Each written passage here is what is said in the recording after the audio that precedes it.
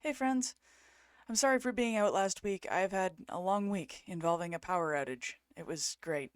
So, this week we are back with how to select an editor. This is a complex process that a lot of people don't understand, and I wanted to talk about it because it's one of the points of anxiety I see most in the author community. Hiring an editor is expensive. It's not a cheap thing to get into, and so that creates a lot of anxiety. And finding somebody you can trust is going to help a lot of that anxiety and make things feel a little bit less threatening out there. So I kind of wanted to get into that and explain how to do this, where to find us, and what you need to know about editing and all of that kind of stuff. There's oftentimes also a mismatch between an editor and a project because an author might not know what they actually need. That has happened a lot, and editors ask questions, but sometimes if an author comes into a place where they know what they need, it makes the entire process go smoother. So, how to communicate what your needs are to an editor is also part of this discussion we're going to be having today. The first thing I want to get to is what kind of editing do you need? Many authors don't realize that there are, in fact, four primary kinds of editing. There are other kinds of editing. Editors, don't come at me in the comments. I know. But there are four primary kinds of editing, and those four are developmental, line, copy, and proof. Those are the four primary categories of editing. And I'm going to give you an overview of each of them a little bit. I'm not going to get too deep into it because I could do an entire podcast episode on each of these, but I'm not going to because, at least not right now, because it would take a very long time. So, developmental editing, the snapshot of this, it's the broad strokes phase of editing. It will cover things like plot, story structure, character development, pacing, world building, the big picture things. Developmental editing is the kind of editing where you are likely to be rewriting chapters, removing chapters, moving chapters to different locations, changing world building elements. Like these are the big like rewrites kind of edits. And if you're going to be doing this, usually less experienced authors have to do way more of this than more experienced authors. As you gain experience and understand the story structure and how to do things, you will need to do these rewrites less and less. And that is one of the big things that I do want to note is that developmental editing is one of the most important kinds of editing for newbie authors because a lot of the time you guys don't understand some of those story structure elements and need help to avoid falling into common mistakes. So if you can only afford one, that is the one I would suggest if you are brand new. And the thing is, you will learn a great deal about writing from a developmental edit. It is like a personalized writing course just for you. So that's a developmental edit. The next type is line editing. Line editing is just polishing the prose. That's not just polishing the prose. I'm not going to say just, but it is polishing the prose. So that's where you'll hear people talking about things like adverbs and passive voice and all of these kind of writing concepts that you oftentimes will associate with editing. This pass is dedicated to cleaning up those sorts of things, making sure that the sentences are really polished and that they sing. And this is obviously done after line edit or developmental editing, excuse me, because if you're going to be removing and changing chapters, you don't want to polish your prose in order to do your line editing. That is going to be a thing that would be it would be like putting the final touches on a loaf of bread before baking it. It doesn't work because you're going to be reorganizing things anyway, so it would be a lot of money for very little result because you're going to have to rewrite stuff anyhow, and then that has to be line edited. So I would suggest obviously following the flow of work here: developmental first, then line, then copy, then proof when we get there. These are in order for a reason. However, the line back to line editing, these things also catch crushed words and overused phrases and things like that, where or sometimes it'll help an author like reorganize something. I recently was working with a client who had a character who saw visions all the time, and it was a tough thing to work through because trying to use the word that the character was using for describing what he was seeing, it led to that word being overused. So we had to shift how we described these visions a little bit in order to clarify and clean up and tighten the prose and prevent overuse of words and concepts and really bring to life what he was seeing without having it be too much on the page. So that is an example of line editing. The next one is copy editing, and this is what most people think of when they think of editing, right? This is going to be your punctuation, your spelling, your grammar, your syntax, and the consistency between all of those things. This oftentimes will involve something called a style sheet. A style sheet is a document, sometimes it's Excel file, sometimes it's in Word. Different editors have different methods of keeping track of those. And it will list the ways in which you spell certain words to ensure that it's consistent. It will list certain grammatical norms, like do you have spaces around your em dashes or not? Do you use an ellipsis character or do you have the 3 separated dots? All of those kinds of things to ensure consistency within the document. And this is really important for series because a series needs a strong style sheet in order to ensure consistency between books. This can also cover things like acronyms and how they are used and how they're spelled, and character names and how they're spelled, that kind of thing. Or whether you use color with an O or it's an OU, whether it's British English or American. Sometimes it's a mix of both. Copy editing addresses all of those things. And it comes back to being consistent. And that's the thing you're going to hear most about copy editing is consistency. You want to make sure that it is the same all the way through. There are many style guides out there. There's the AP, there's the MLA, there's Chicago, there's a ton of different style guides out there, all of which have different nuances for punctuation.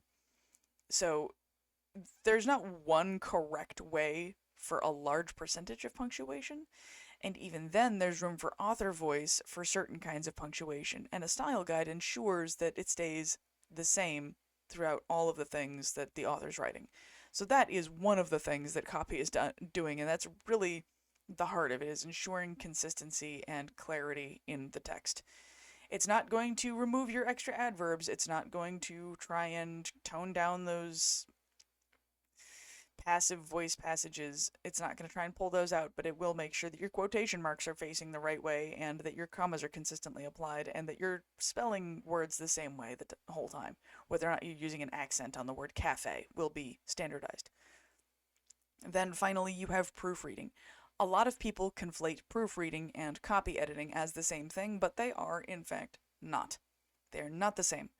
Proofreading is, in fact, looking at the proof. That is to say, after the book has been edited and is formatted for whatever it's going out as, whether it's ebook or print or whatever it is, your proofreader is going to come in and look for formatting errors. Things like pagination errors, font issues, like, oh, you use this heading font here and this heading font over here. That's not right. Things like that. The proofreader is going to double check for widows and orphans, for rivers, for all these other things that will make the text look not great on the page. Some of those things are less done in ebook formatting because you aren't as able to control a lot of that stuff on ebook formatting as you are in print. But for ebook formatting, there's other things they're checking for in the code a lot of the time. So that's the kind of stuff that a proofreader is looking for. It is not, in fact, copy editing. They might catch the occasional typo, but that isn't really their job. Their job is to ensure the formatting is correct. So those are the 4 types of editing out there, 4 primary types of editing out there, and not every author needs every single one of these every time. Traditional publishing houses will do all 4 of these on pretty much every book, pretty much every time. An indie author, you may not be able to afford 4 full editing passes because that gets expensive fast. Totally understood. That said, you should really dig into what you as an author need. If you're a brand new author and have never published a book before, I cannot strongly enough advise a developmental editing pass with somebody who knows what they're doing. It will save you a lot of misery. If you can do both a developmental and a copy edit, they're separate passes, they cannot be done together, but if you can afford both of those, go for it. Mostly, I work with people who usually come to me for line edits, and with the line, I do copy edit. I do both. It's not as error free in the copy editing phase of things as if I were doing just copy editing, because trying to do both at the same time does mean that I might be thinking more about the sentence and the way it's structured and the way something is conveyed versus whether or not a comma was used in the correct spot, or whether or not I missed a name spelling consistency because I'm focused more on, wow, I need to really restructure this sentence. So it can be, you're going to want a separate copy proof, a copy read by somebody who knows what they're doing. I am sorry for all my verbal errors today. I am exhausted and I am in severe pain. So if I seem a little off this episode, that's why. I'm having a day. But if you can only choose a couple of passes, find the one or ones that work best for you and are going to meet your needs where they are. A proofread might be unnecessary for somebody who's using Atticus or Vellum, because those programs pretty much only pop things out in one way, which is both good and bad. But, so you might not need a proofread if you're using Atticus or Vellum to do your own formatting. You may be pretty darn confident in your grammar and think that a line edit with a little bit of copy editing is probably sufficient for you, and you might well be right. You may be like, wow, I don't really have the money for anything, but I want to make sure my story is good because I've never done this before. Then go with a div edit. You're not gonna. Those are the guidelines I have. And if you're not sure what kind of edit you need or where you are, talk to the editor you're thinking about hiring. That is a thing that you can do. Ask us questions, and many of us will do sample edits, and I'll get into that in a minute. So where do you find this mythical editor that you can trust, right? Because the internet is a scary place full of sharks who want to take your money. The first thing I'd like to say is that anybody who approaches you unsolicited is either incredibly green, because I know I was that person when I started in 2008, or they're a scammer. I was never a scammer, but I didn't really know what I was doing. If you post in an editorial group that you're looking for an editor, obviously the responses you're going to get are not going to be exclusively scammers. But if somebody comes out of nowhere and is like, hey, it shows on your profile you're writing a book, let me help you with that, just don't give them the time of day, because those people are lying to you. They are scammers. Because a good editor is not going trawling around looking for every possible author to work with just because they're working on a book. That is not how you do things. The way you find us, well, that is the question. So instead, you find reliable editors in a few different places. You can find us in any of the major editing organizations, so the EFA, the Editorial Freelancers Association, a CIEP, the Chartered Institute of Editing and Proofreading. There is Editors Canada, if you're in Canada. There's ACES, which I don't remember what ACES stands for, but they're a major editing organization and conference. There are a lot of editing organizations all over the world, so if you look for the professional organizations that us editors often belong to, they usually will have a directory. That's one of the things we pay for the organization for, is having that directory. And you can go into that directory and find people who are members of that professional organization, and then you can hire them from the directory. If they are part of an editorial organization like CIEP or EFA or ACES or the rest of them, there's a really good chance they're legitimate, because membership in those organizations is not free. It's not incredibly expensive on a business scale, but it isn't super cheap either. It's $250, $300 a year, and sometimes more than that. However, through those organizations, we also get courses and networking and all kinds of stuff, so it's really worth doing. I'm a member of the EFA, so I love them, and someday I'd like to be a member of the CIEP when I get there, but I'm not quite there yet. Someday, though. But you can find us in places like that. Also, you can find us on social media, but not the people who are messaging you. Many editors I know have social media pages. Like, I have TikTok, which you're probably going to be seeing clips of this on. I have YouTube, obviously. I have this podcast. I have my Facebook and LinkedIn. Like, I'm up on those places, and I will run ads on occasion, and I do marketing on there. You might find an editor doing that, or you might find them on Instagram too. As you're scrolling, you might be like, oh, there's this editor, and you can check out their content and see if you like what they say, and so on. That's a reasonable way to find them. And you can double check with other people if they're legitimate or not, but definitely look there. Most of us editors will have websites. I obviously have a website. It's selfpub.me, selfpub.me. My friend of mine suggested that as a website, and I was like, absolutely, I love that. So that is my website, and most editors who are out of their swaddling clothes, so to speak, have a website. So look at an editor's website and decide whether or not you like their content. You can meet us at author events sometimes. For example, I attend Author Nation in November in Vegas. I have met people who have become clients there because they met me in person and we clicked and they liked what I had to say. They liked the cut of my jib, so to speak. You can find them in editorial social spaces like the Editors of Earth groups on Facebook. The AE Ad Space group has a jobs page where you can do listings and request an editor in there. You can ask authors who their editor is. If there's an author whose books you really like and you think they're really clean, take a chance, message them, see who their editor is. If they're not traditionally published, if they're traditionally published, they'll be like, well, Penguin assigned this person. You might not be able to hire that person, but you can always ask. Like, asking who somebody's editor is not gauche, because that's one of the ways we get vetted is through social cred. And of course, there are options like Fiverr. Fiverr, you can find legitimate editors on Fiverr. My friend Crystal Watanabe is on Fiverr.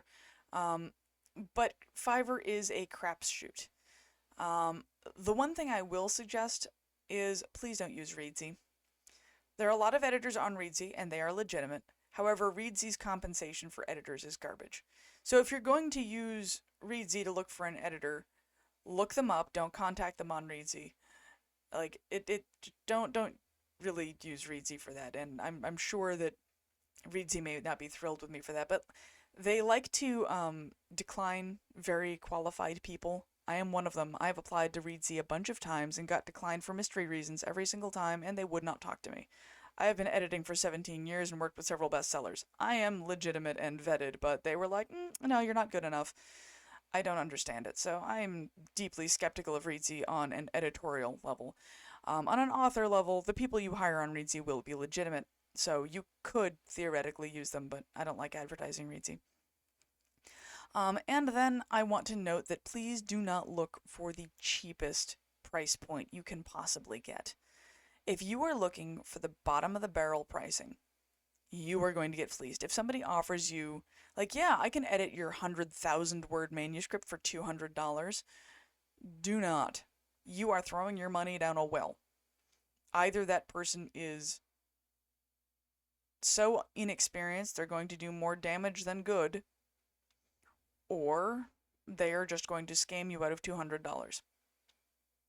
That is really what that's like. Do not do that. Most editors do not do flat fees per book because we have to earn a certain amount per hour in order to make things work, and our per hour is affected by how many pages are in that book, because it takes me less time to read 100 than it does for me to read 500. So, realistically speaking, obviously it costs more.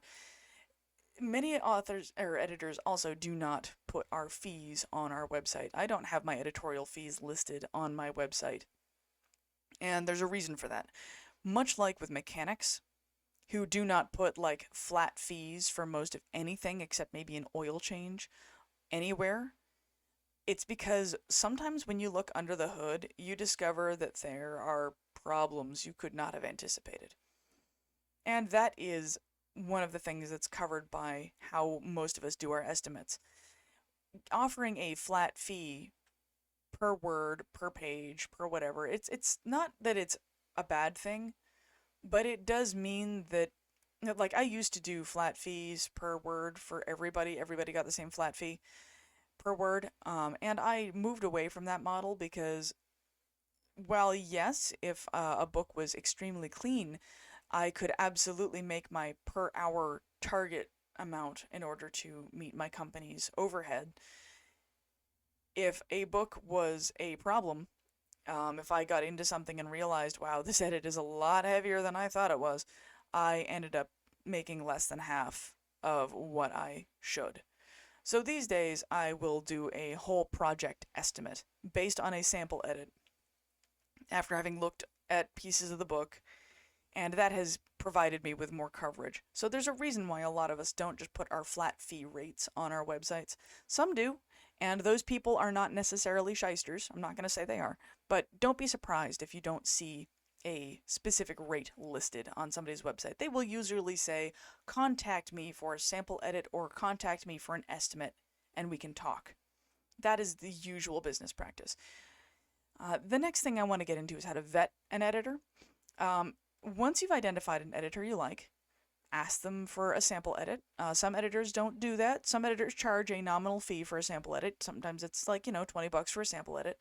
Not everybody does them, though, just as a rule. That's not necessarily a red flag. But ask them questions about what they do. Check out their website and see, what kind of expertise they have, how long they've been doing things, what kind of credentials they've got. You ask around, see if anybody knows who they are. That is also reasonable. Like, ask the authors in your community, hey, I'm thinking of working with this person. Have you heard of them? Check them out check out the company on Writers Beware. If they are on Writers Beware as a problem, well, run away. Writers Beware is an excellent website. It's been in operation for a really long time, and they are very up to date on who isn't a scam. You can also ask Writers Beware if you want to send them an email and be like, hey, do you know anything about this person? They will sometimes answer. Like, they're pretty good people over there, and I have nothing but respect for them. So Writers Beware is a great resource for that. You can, once you've done all of those kinds of things, it isn't crass to ask other authors and ask around about that person. It isn't. So please do vet us, ask questions. Once you've done that and have decided, yeah, this editor might work for me, you can also have a lawyer double check a contract. I always advocate for that. If a client wants to have a lawyer double check the contract we put together, awesome. I'm 100% behind that. If you are comfortable with legalese and don't really need to have a lawyer look at the contract, that's cool too. Not every author writes a full contract. Sometimes the back and forth in email is enough of a paper trail to provide coverage should there be an issue. Editing contracts are typically also rather straightforward and not super convoluted. They are not deeply complicated. Sometimes they can be if I'm working, if you're working with a big company and there's an NDA and so on, that can be complex, but usually between an indie author and an editor, the contract is pretty direct and very straightforward. Some editors also include in their contracts, like I do, how much AI is allowed to be used on the author end and how much AI I use on the editing end. For the record, that amount is 0 on the editing end. No contract that I don't do AI on author contracts. It's not what I do. I do use things like macros, but those are not AI. There's no large language model stuff going on with what I do. That isn't to say other authors or other editors who use that are necessarily bad, but you'll want to find somebody who meets that comfort level that you've got, that threshold, and ask them questions about it. You can also check their rates for their recommendations against the EFA rates chart. The Editorial Freelancers Association has a rates chart on their website that is publicly available. That rates chart is just a snapshot of the median of what it is out for whatever year it is they did the survey. This one was 2024, I think, or 2020. Yeah, it was 24. So it's pretty recent. And in that rates chart, you can put in your word count, you can put in your genre, how much experience you want the editor to have, what type of editing you're looking for, and it will spit out a rough estimate of what you might look at. Now, that isn't to say if somebody is not EFA rates chart compliant, that they are necessarily fleecing you. I charge the low end of the EFA rates chart because that is what my clients can afford. Some people charge more than that because their clients, that's who they're targeting. It really depends, but it's a good idea to get a rough ballpark estimate of what you might be looking at, and then you can compare it to what the editor has said is probably the project. And that is a good idea because it gives you a baseline. If you look at the EFA rates chart and it says that the average cost for this is going to be $1,600 and they're offering to do it for $200, you know that there's some kind of real problem there. Like, that math does not add up. So you can start like double checking things.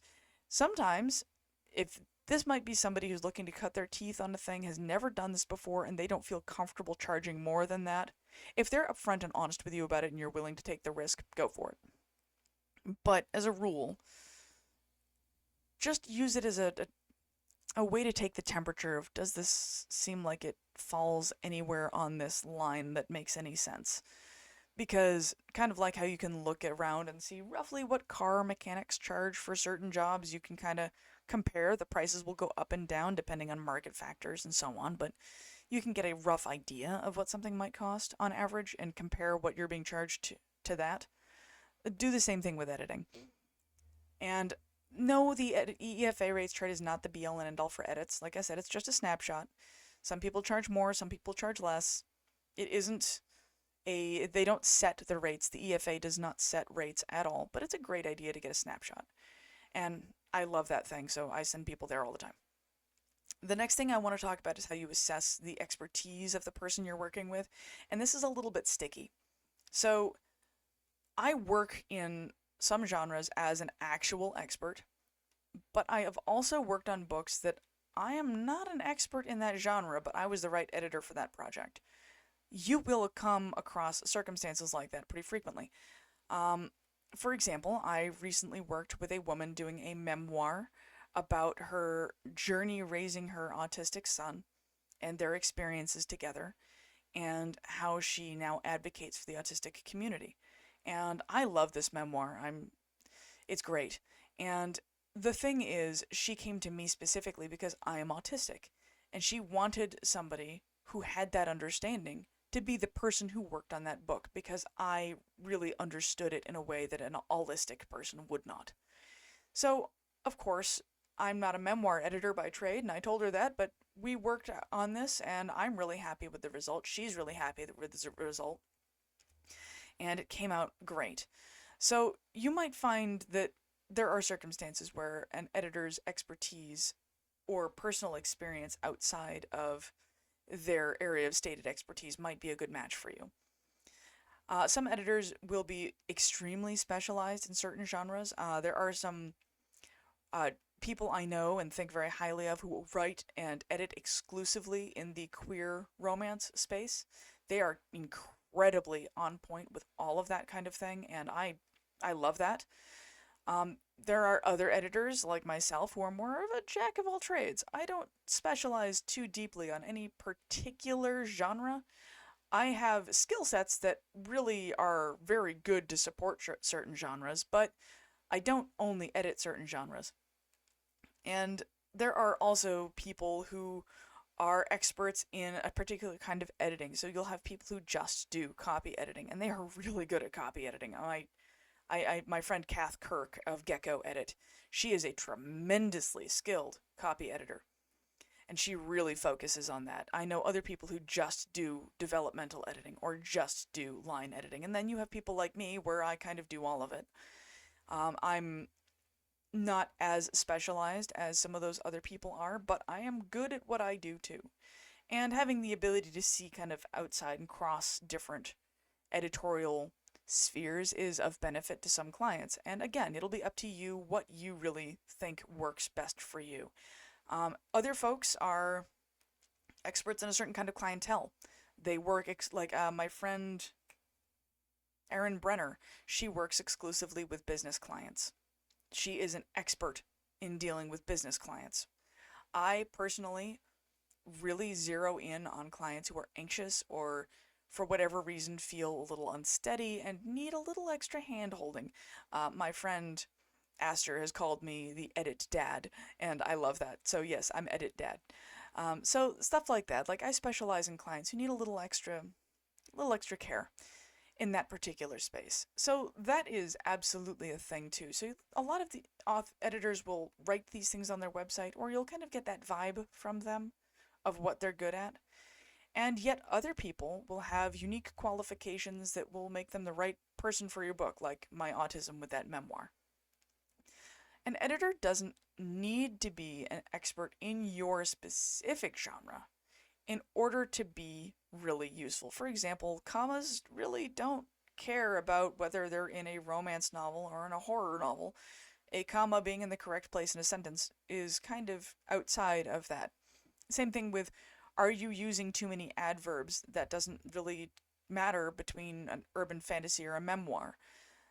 So you don't necessarily need to have somebody who's an expert in your genre for line editing, for copy editing. However, for developmental editing, I would say that there is a degree of extra importance on having somebody who understands the genre that you are working in. Because if they don't understand the genre you're working in and are attempting to do a developmental edit, it can be a catastrophe. Because they may not understand what the requirements of that genre are super well and cause some problems. That is a thing that can happen. That isn't to say you have to hire a developmental editor who is an expert on that genre, but it's just something to keep in the back of your mind that you should probably work with an editor who knows that genre, particularly for developmental editing. Whatever your specific needs are, you can also ask your editor about it. One of the things that I provide clients that other editors don't a lot of the time is I am an expert in real world sword fighting. And I know that's a thing to say, but yes, I studied Japanese sword styles for many years, and these days I teach and I fight European fencing. So, rapiers. It's a lot of fun. And I do that more than just academically. Like, I'm using those weapons. I understand them better than most people because I know what they feel like in my hand. I know what it's like to cut something with a katana. I've felt that. And I also know what it's like to be cut by them. My middle finger here, you can't really see it on camera, but I almost amputated that finger many years ago with a katana, so I know what it's like to be cut with one. That was not a fun day for me. But I've also done things like archery and thrown weapons and all kinds of other things. And I've done group melee fighting and all kinds of stuff. And if you haven't pegged it by now, yes, I am a Scadian. I am a member of the East Kingdom, Barony of Stonemarch. That experience gives me a lot of real world understanding that other people might not have. Because if you haven't held the sword or swung the sword, you don't know what it feels like. But I can pick out in a book and be like, actually, swords move like this. And work with clients who need that. Whether it's in an urban fantasy setting, or medieval setting, or Shogun era, or whatever, or a saber, a cavalry saber in a different era. I mean, a sword is a sword to some extent. I can give them insight into that in ways that other editors might not be able to. I've also done enough tactical firearms training that I can be like, well, actually, if you're in this situation, you're going to want to use this weapon with these kinds of bullets, probably. And if you're firing under these circumstances, here's how the bullets are going to react. I recently worked with somebody who was having people doing a bunch of gunfighting in an underground concrete bunker, and I was like, these people would not have eardrums left, my friend. There would be nothing left. And also, all of this close quarter firing into concrete, you're going to have shrapnel and ricochets. This is a terrible plan. Maybe we rearrange this way in order to prevent everybody from dying. And so things like that, where you have an editor who has an understanding of certain things and can help you provide that little extra polish of realism to your novel. That isn't to say that things have to be all real all the time, but having somebody who understands stuff, that's a boon. It's helpful. I could talk about the various random things I am a subject matter expert on for a long time, but I'm sure you get the point by now. That extra layer of knowledge helps, and there are other editors I know who have that extra layer of knowledge on what they do, and they can provide unique insight into certain things because that's what they've done in life. So life experience actually does factor into editing a fair bit. The next thing I want to get to is typical editing practices. There are a few common editorial practices you should be aware of going in. These practices are not universal, so it's not necessarily a red flag if somebody does not follow these or have these as part of their workflow. And if you're unsure, ask the editor you're working with for more information about what these processes are, what they do in place of this, or why they don't use or do use these things. This is a list, so if you see me just reading, if you're watching YouTube, you're going to see me reading this because it is just straight up a list. The first one is initial deposits for the start of work are common for both holding a slot for future editing as well as for ensuring clients are prepared for an immediate start date. A common deposits are anything from 10% to 50%, depending on the editor and the job. For myself, if I'm scheduling out, I'm currently taking people in October, I think. September, October is where I'm scheduling out to. If somebody wants to hire me, I will have them put a 10% deposit on that to hold that spot. So that is a common thing. Next is you are not going to receive your edits until you have paid the full balance. Kind of like with a mechanic, I always go back to that because editors are book mechanics. You are not going to get your car back until you've paid your bill. Same thing with the book. You're not going to get your manuscript back until you have paid your bill. Like I said, I'm in a lot of pain today, so please bear with me. Today's just, it's interesting. The next one is, on average, editors are not going to update you every day as to their progress. They might update you once a week, or they may not update you at all. Talk to your editor about what kind of updates you can expect from them. That may be a thing that you want to talk to them about. With me, I don't update every day unless I know it's a very anxious client. I've had clients where they've wanted to like chat with me on Discord or other platforms, like, where are you in my book? How's things going? What do you think about this? And I don't have a problem doing that, but some editors are like, please do not talk to me until I have finished the project. Leave me in my editing hole. Do not conversate. Some editors are more that way because when they're really deeply focused on something, the distraction is impossible for them. So talk to your editor about what you can kind of expect in realms of communication. On average, most editing is done in Microsoft Word with the tracked changes feature and comments features enabled. These can also be done in Google Docs, though most editors I know dramatically prefer Word to Google Docs because Google Docs is a whole thing. Proofreading is an exception to this. Proofreading is often done in Adobe InDesign. It might be done in Adobe Acrobat. It might be done in an e-reader program. It might be done in Word for ebooks, but proofreading is usually done in the program that is designed to view that file type, because, as I said, proofreading is done for formatting, not punctuation and the rest of it. Next, we have editors typically will use contracts. Some are content with the email chain describing what work is going to be, so not every editor uses contracts, but most of us do.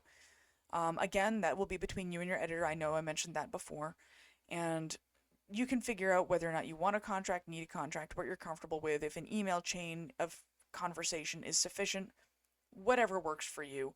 But make sure you do keep copies of those emails because the editor is definitely going to. I understand that it is not what he meant, but good fences make good neighbors in this case. Good contracts make good friendships. I know that Frost was being ironic about the whole fences and neighbors thing.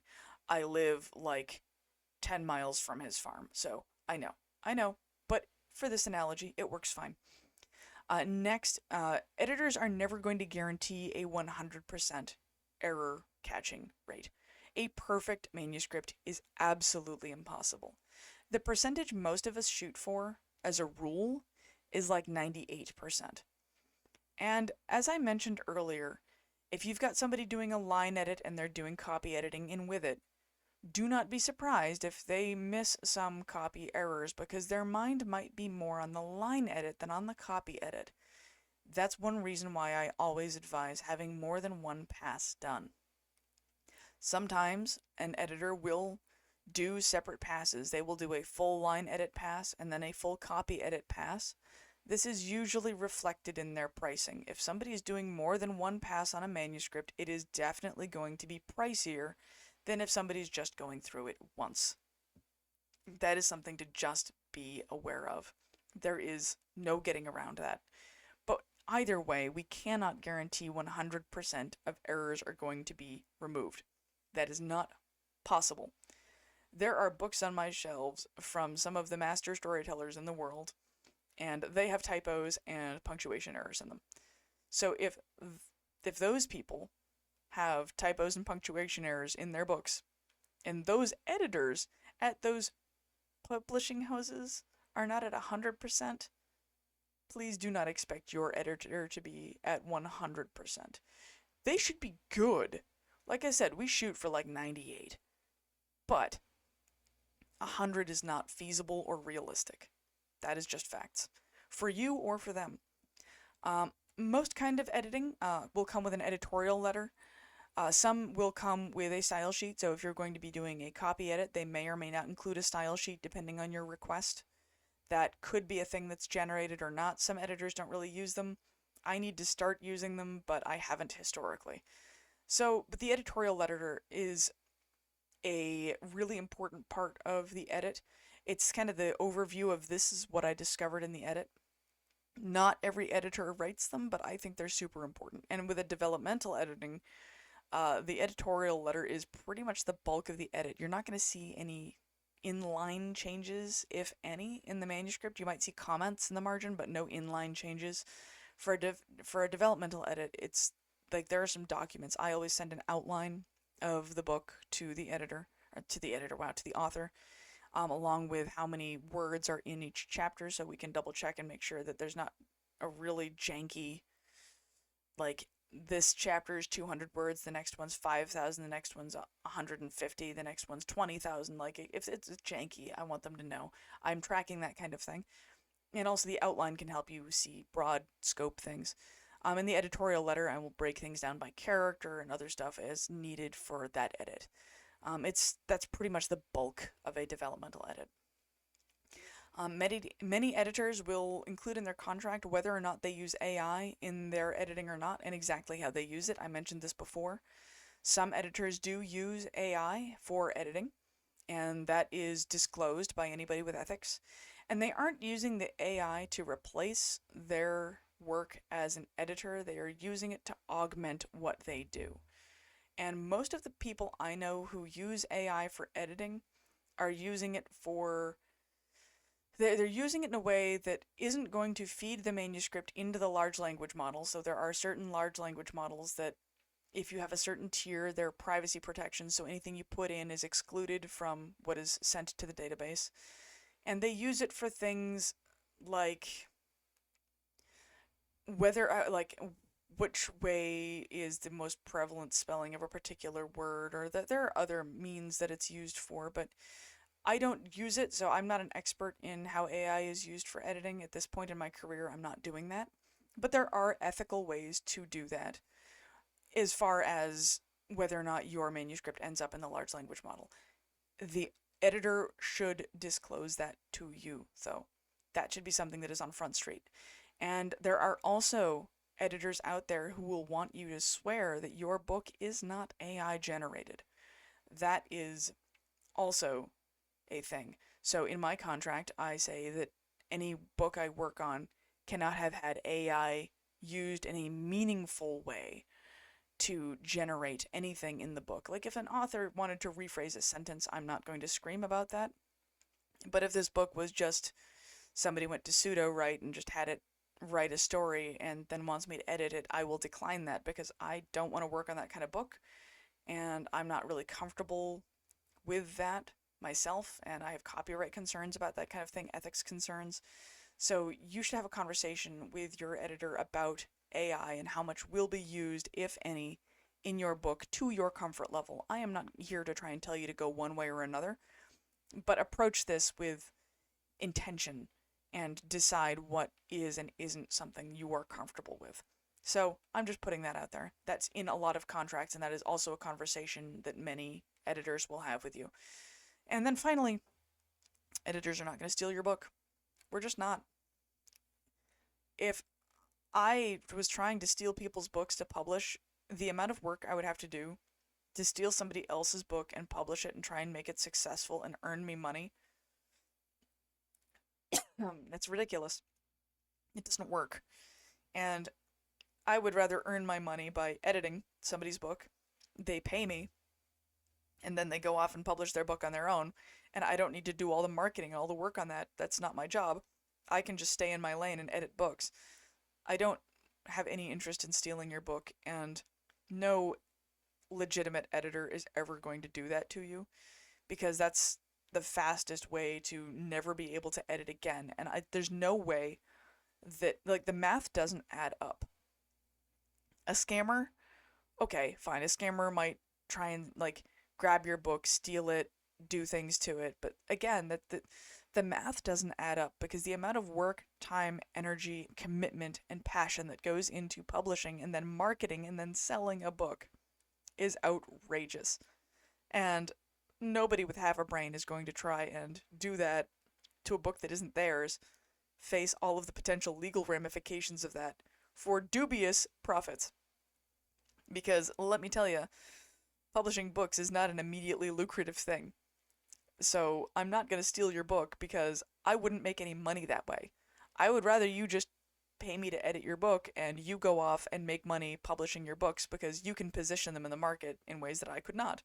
I have no interest in stealing anybody's books, and no editor I've ever met wants to steal somebody's books, and many editors I know wouldn't know how to publish a book if it bit them. They know how to edit, but everything outside of correcting whatever it is they do, they don't know a darn thing about distribution, ISBNs, and all of that stuff. There are plenty of people who are like, no, no thank you. They wouldn't know how to typeset. So just because somebody can edit doesn't mean they can publish a book effectively, and they certainly wouldn't earn enough money to warrant the legal fees that would come with you suing them for stealing your book, nor would it ever be able to replace the income they would lose, because if somebody ever did that, they would never work in this industry again. So you don't necessarily need to be afraid of the idea of an editor stealing your book. I've heard that fear a lot, and I wanted to address it directly. The final thought I have is when you're looking for an editor, you're also looking for a human being that you are going to be connecting with. Beyond the expertise, beyond the skill sets, beyond all of that stuff, you want to have a person that you like. Because you are handing over a sliver of your soul for them to poke around in and change. That's scary. So you want to have somebody that you can really work with. Does their sense of humor match yours? I leave snarky comments in the margins sometimes for my authors, particularly if I feel it's somebody I can do that with. Like, I definitely had a lot of snarky comments at the end of the last book I worked on. There was a lot of yelling because the author made me burst into tears a number of times, and the number of times I wrote, "Damn it, Kate," in my margins because the author just made me start crying like it's become a joke between us. So you want to have somebody that you can have that kind of relationship with. Do you feel good about that person and their ability to understand you and your book's needs? Like, does it feel good? All the professional qualifications in the world will not matter at all if you cannot connect to this person as a human being. You want to have your editor be somebody that you could get a drink with, whether it's coffee or whether it's a beer, doesn't matter. But like, you want to have your editor be somebody that you could sit down and have a conversation with and enjoy that experience, because we are going to be working very closely together on this project for however long this project lasts. There's also the fact that most authors, they aren't planning on just writing one book. So you want to have an editor that you can go back to and be like, this is the person I trust with my work. We have a good rapport. We get along well. They meet my pricing needs. This feels like a good partnership. Because theoretically, this is going to be a longer term than just one book exercise. Most of the time. You want to have somebody who is confident that you can do things like I am my author's biggest cheerleader a lot of the time. Like, I am rah-rah sis boom bawing them all the time and giving them encouragement. I have people right now who are going through queries, and that's difficult, and I'm cheering them on through queries. My relationship with them doesn't end when they pay the invoice. My relationship, unless they choose for it to end after they pay the invoice, and that sometimes happens, so I'm not mad or judging of that, but because sometimes that's how things have to be. But as a rule, my relationship with my authors doesn't end after they pay the invoice. They tell me about their triumphs, they tell me about their struggles in publishing, and sometimes in life we become friends. We sometimes we'll send each other just check-in messages. Hey, how's this, that, and the other thing going? I've had authors who I've worked with before who have become tremendously close friends to me. People I message on the daily just because they're my friends. And I also happen to be their editor. You don't have to have that relationship with your editor to have a productive, fruitful, positive experience working with that person. But you want to have a connection with them. And also, No amount of credentials will make up for a circumstance where that person's values do not meet yours. Anybody who's listening to this podcast, you know that I'm queer, I'm trans, I'm I'm a bunch of things. And anybody who doesn't feel comfortable around that kind of thing would never be comfortable enough with me as who I am to want to work with me long term. I'm not going to put out judgments and say anybody who doesn't want to work with me is transphobic. That's not what I'm getting at here. But if your values and the values of the person you're looking to edit with are really just not going to mesh, it doesn't matter how good they are on paper. The relationship's not going to work. And that's okay. You really want to prioritize how do you feel about this relationship in addition to making sure they're not going to turn your book inside out on you in bad ways. You need to make sure that you're going to have a good friendship, working relationship with this individual and that you can trust them and that you feel comfortable with them. And that is the last piece of this, is it doesn't matter how hard you vet them. That interpersonal thing that you won't find on LinkedIn, you might get a taste of it through their website, their personality, but you need to have that personal connection in order to have a long-term, successful, fruitful partnership, because that's really what this is. It's a partnership. It's a back and forth. Yes, I am just hired. I can be, the monkey and the fez clapping cymbals. I can just do the edit that I'm hired to do and nothing else. I can do that. And if that's what a client really wants from me, I will do it. But I much prefer to have a relationship with that client that becomes deeper than just money in, edits out. And most editors I know feel that way the majority of the time, because if they connect with a client and a project, they're more invested in the project. And it means that they enjoy working on that project more and look forward to working with that author again, and it becomes a far more positive experience for them too. So that is the last thing I have to say. I hope you've had a good couple weeks. I have had a very rough couple of weeks. We lost power a while ago, and I had to spend the night at my church with my parrot because she's a tropical bird and it was 40 degrees in my house, and that is not good for tropical birds. And spending the night at my church without anywhere comfortable to sleep and being disabled has been an experience, let me tell you. So that is one of the reasons why last week I didn't get to a podcast, and this week I am struggling. So hopefully we are going to be back to normal in the upcoming weeks with this power outage going away. We got power back, and I'm hoping that the weather is going to stop kicking me so that I can feel better. I will talk to all of you soon. Please take care out there. I hope you have a great week, and if you have any questions, leave them in the comments, catch up with me, send me a message. I'm all over the place. My website will be down below if you want to contact me, and I'm on social media everywhere as E.H. Prybilski. P as in Paul, R-Y, B as in boy, Y-L-S-K-I. I'm on all social media as that. So drop me a line, send me a message, and let me know how you're doing. If you also have any questions about editing, please contact me. I will do everything I can to help you, and if I can't help you, I will find you somebody who can. All right? You take care now. Bye.